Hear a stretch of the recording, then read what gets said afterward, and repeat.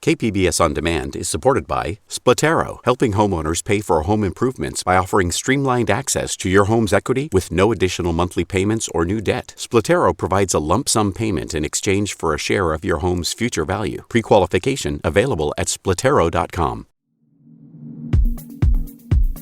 San Diego County health officials reported 1,052 new COVID-19 infections and 8 additional deaths on Thursday. San Diego surpassed 75,000 cases for the region on Wednesday. In total, there have been 996 deaths in San Diego County from the virus. A total of 10 new community outbreaks were confirmed Wednesday. Over the previous 7 days, 76 community outbreaks were confirmed. A community outbreak is defined as 3 or more COVID-19 cases in a setting and among people of different households over the past 14 days. San Diego County supervisors voted on Wednesday to provide another $20 million in relief for small businesses hurt by the COVID-19 pandemic. One business that could use relief is Bivouac Cider Works in North Park. The owner is Laura Worm. She says she's following the public health order to shutter indoor business operations. That's one of the criteria for receiving funds. But she says she understands why other businesses don't feel like that's an option. It gets exhausting and it really gets demoralizing. So I think at this last round of shutdowns, shutting down indoor dining again, I think people are just fed up and they're really scared that this is their last hope. County supervisors say they hope the $20 million in relief will help small businesses stay afloat until the middle of next year when a vaccine might be available. Meanwhile, local hospitalizations reached a record high this week. San Diego-based staffing agency Aya Healthcare is helping U.S. hospitals get the extra nurses they need. April Hansen leads Aya's workforce solutions and clinical services. She says they're seeing the highest volume of requests since the pandemic began. They're balancing all of the normal ailments that bring people into hospitals, and they have the complexity of COVID on top of that. Caring for patients that are suffering with COVID-19 right now is very time and labor intensive.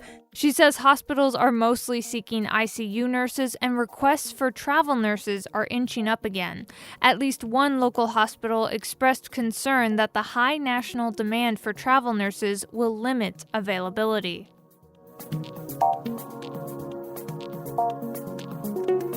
It's Friday, November 27th. This is San Diego News Matters from KPBS News. I'm Annika Colbert. Stay with me for more of the local news you need to start your day.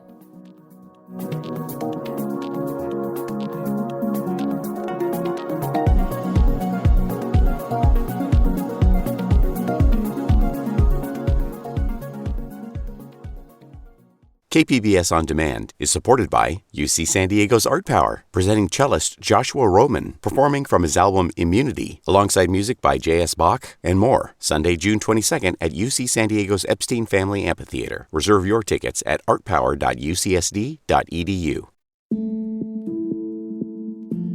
Imperial County was among the hardest hit in the state early on in the pandemic. Now, a surge in cases is putting the rural region to the test again. iNewsSource reporter Jennifer Bowman has more. Imperial County officials are calling it the second wave. The region's positivity rate for COVID-19 tests has doubled in the past month, but this time, leaders say they're ready. They've added beds and staff at the county's 2 hospitals and reopened a temporary care facility. Adolph Edward heads the El Centro Regional Medical Center. We are very well prepared for the second wave because of the first wave and the lessons we learned from it. Imperial County transferred hundreds of patients earlier this year, including to neighboring San Diego County, but officials say the additional capacity should prevent that from happening again. That was iNewsSource investigative reporter Jennifer Bowman. iNewsSource is an independently funded nonprofit partner of KPBS.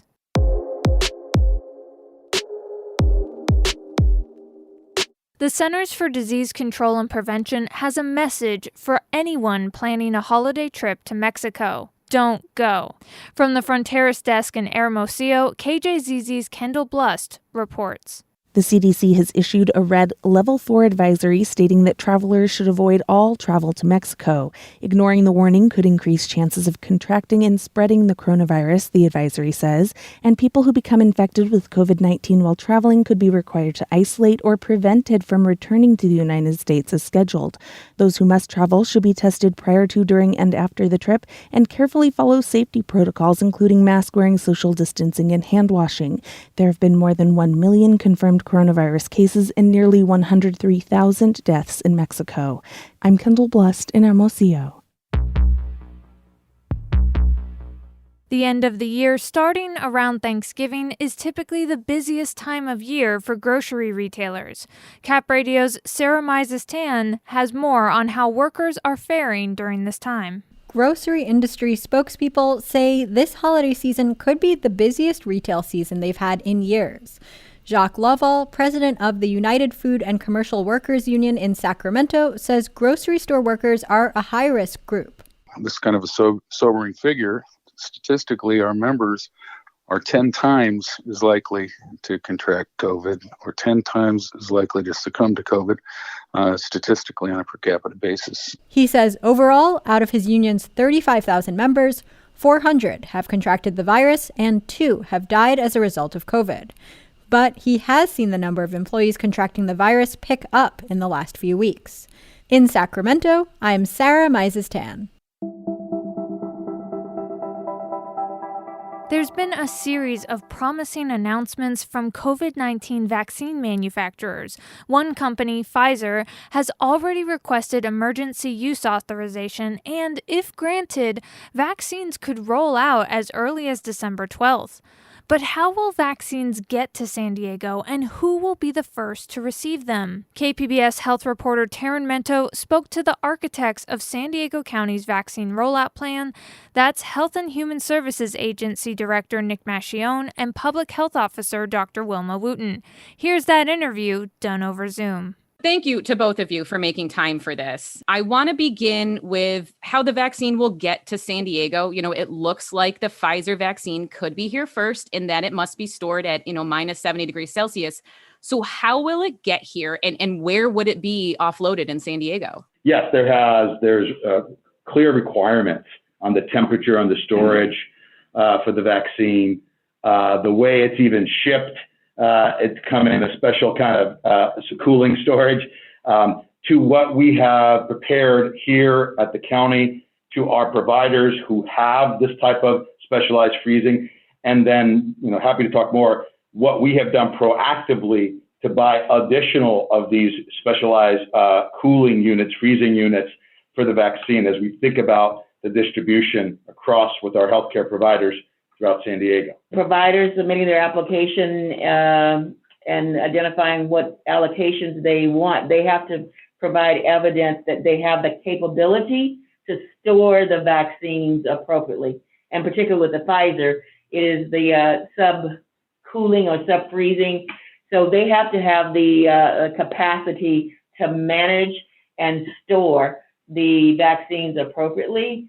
And if they don't, then they can't get at least that particular vaccine. And do you know how many doses are you yourself seeking at first? And where are you going to be storing those? We have to submit a plan. There are requirements, kind of rigorous requirements that are being put together right now. We don't have that yet completed. That will be submitted up to CDPH. And that's exactly what they're looking for as what your provider community is. And we're going to, before to answer that question, Taryn, we have to get into the priority setting. There is real clear guidance of who gets the vaccine, and that would determine also at what point do we administer it. So that'll be clear in a second. I will say, yes, not only are we looking to store the vaccine ourselves, and typically they will be in our public health centers because we are in communities where we need to give the vaccine. Can you just clarify where the county will be storing it if that's confirmed, ready to go as soon as potentially December 12th? It is stored. We have a vaccine warehouse that where we store all of our other vaccines. We might be, we'll be working with partners early on until we get our freezers. But once we get our freezers, then it will be in our vaccine warehouse location. But we're not going to tell you where that is. It's not secretive, but it is a secured environment with all the requirements that we have to have for a vaccine. I know a CDC advisory group recently held a meeting on the priority groups that would receive it. It looks like healthcare workers and other essential employees first in line, plus residents in long-term care facilities and older adults with medical conditions. So how will the county identify where they are and then also notify those particular individuals? So doctors and nurses, and then first responders, and then also nursing home workers. That's phase 1A. 1B is actually individuals that have at least 2 or more underlying medical conditions. And as I stated before, that's pretty much, over half. It's almost probably 2/3, if not more, over 75% with 1A and 1B of the entire San Diego population. So we will have to determine what, within that group, what's going to be prioritized. Again, individuals with 2 or more underlying medical conditions. And CDC recognizes this too. So we are continuously asking the state and CDC for more granular guidance so that everyone is doing the same thing. That was KPBS health reporter Taryn Mento speaking with Health and Human Services Agency Director Nick Mascione and Public Health Officer Dr. Wilma Wooten. Coming up on the podcast, some long-planned water projects in the Colorado River Basin have hit big roadblocks this year. At all the other times where we thought it might go away, it never did. The environmentalists who oppose the dams and pipelines are celebrating cautiously. That story is next, just after the break.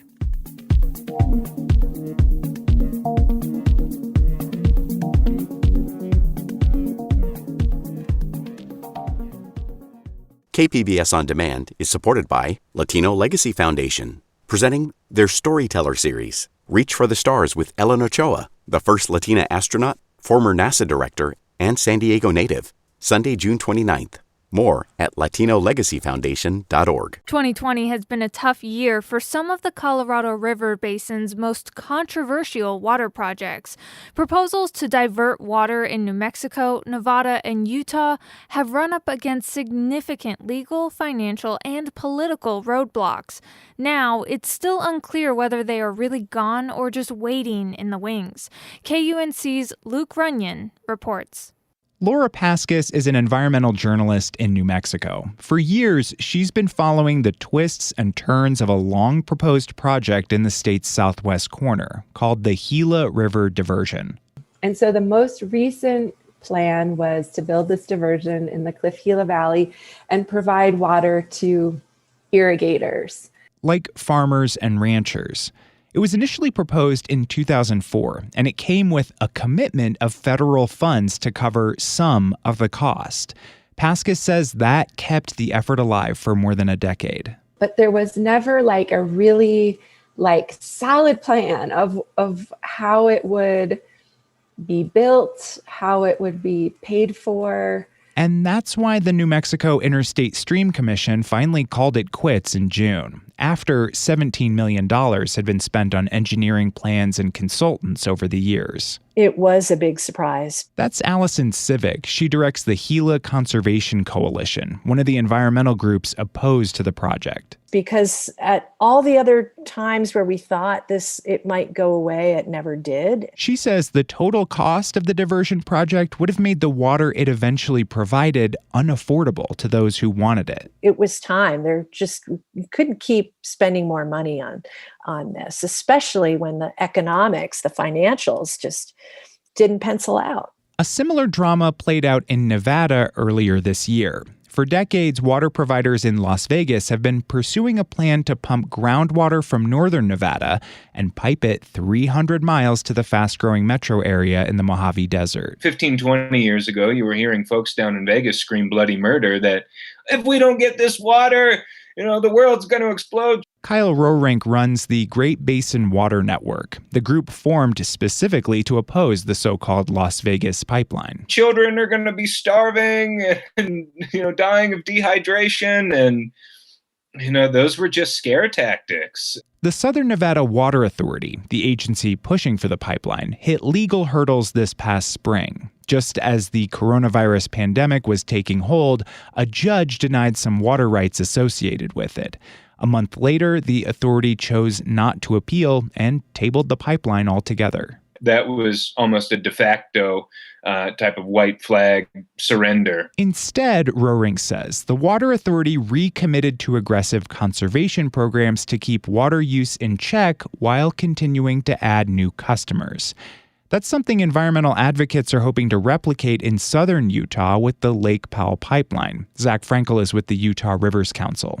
The state of Utah is proposing to divert Colorado River water down the Lake Powell pipeline simply to use more of its water rights out of the Colorado River. But political pressure from other users on the river is slowing it down. In September, every other state that relies on the river besides Utah teamed up to say the project has too many unresolved issues to move forward. We were pleasantly surprised to see 6 states come together to oppose the advancement of the Lake Powell pipeline. Is a very strong letter because it openly threatens litigation. But just because one iteration of a project is sidelined doesn't mean it's gone forever. In New Mexico, journalist Laura Paskus says the water rights that are foundational to the project there are still held by the state and could be used to justify another diversion down the line. And climate change looms large over all of them. I think we're at least getting the idea now that these old style projects are just not going to work for so many reasons. She says the lesson here is that many of these proposals rely on 20th century ideas about our relationship to water in the arid West, and that plans will have to change as the region warms. That was KUNC's Luke Runyon. This story is part of ongoing coverage of the Colorado River, produced in partnership with KUNC in northern Colorado, with support from the Walton Family Foundation. That's it for the podcast today. Thanks for listening and have a great weekend.